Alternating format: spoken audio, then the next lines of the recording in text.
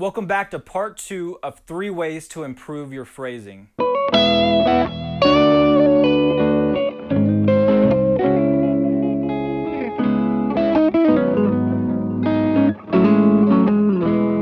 Before we get started, let's do a quick recap of what we learned in part 1. First thing is to always know the chords that you're going to be soloing over. Number 2 is to know what scales and arpeggios will work. And number 3 is the placement of those notes over the chords. Now, like I said in part 1, today's progression in part 2 changes a little bit. We're a little out of the diatonic E major scale. It kind of goes its own direction, and we're going to talk about how we approach that by still keeping it simple. So let's look at the chord progression. We're going to be starting off with an E major chord.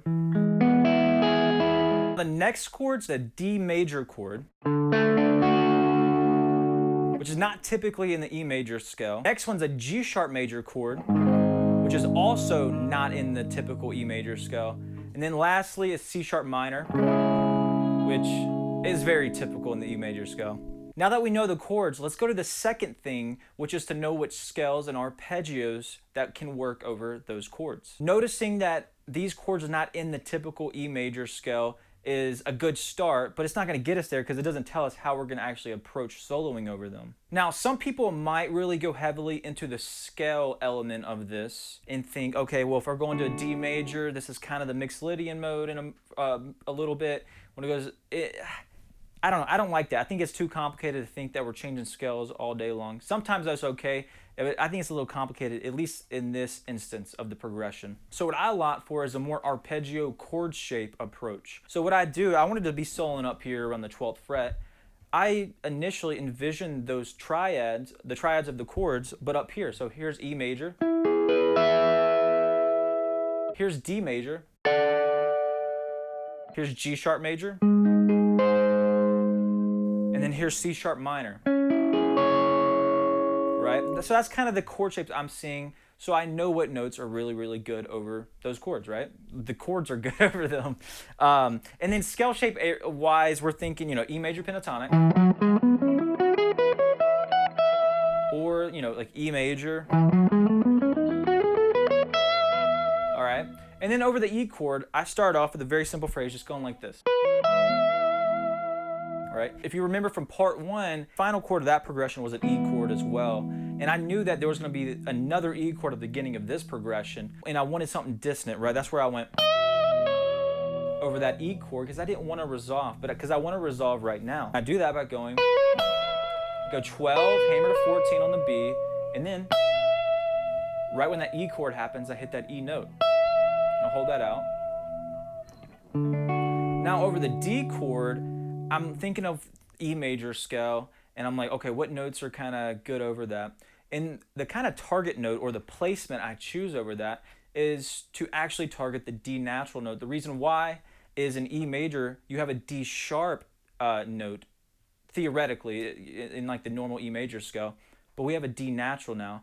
And so I elect to target just the root of the chord, which is that D note, by going, I just go,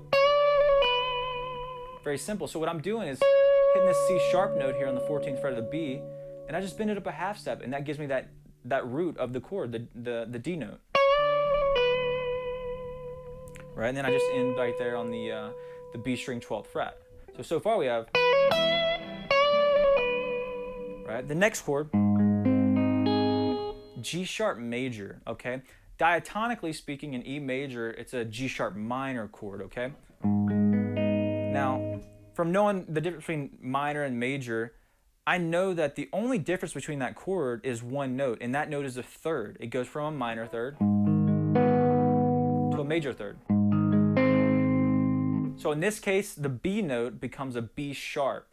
And I'm like, okay, I want to target that note because the other notes like G sharp and D sharp, the 1 and the 5, they don't change, so it's not going to give that really big difference of the sound that I'm kind of wanting over these chords. So I like to do this lick, right? And like I said earlier, remember we're seeing these chord shapes. I'm seeing this G sharp major chord shape right here, and I'm just going on the D string 11, slide to the 5th, which is on the 13th fret of the D string, the 5th of the chord, and then I grab that B sharp. It's also a C note, but in this case, theoretically, it's going to be a B sharp right there on the B string. And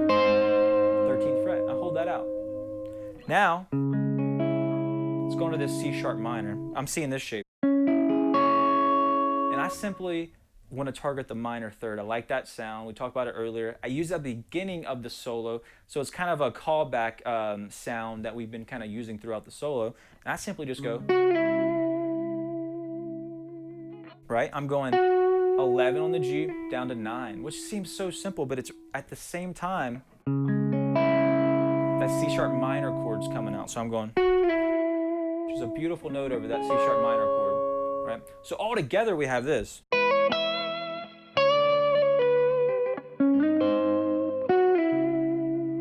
Right? And so the big takeaway, in my opinion, when we see these kind of interesting chord progressions pop up, which I love that they're kind of diatonic, they're kind of changing. To me, the easiest way is not to go really heavily into scales. Oh, this scale works over this, this mode works over that, this, all that stuff gets really complicated to me. I just see the chord shapes, right? And I see our typical E major pentatonic E major scale, and I make the momentary adjustments that I need to. I hope you enjoyed this lesson series, and I'll see you guys next time.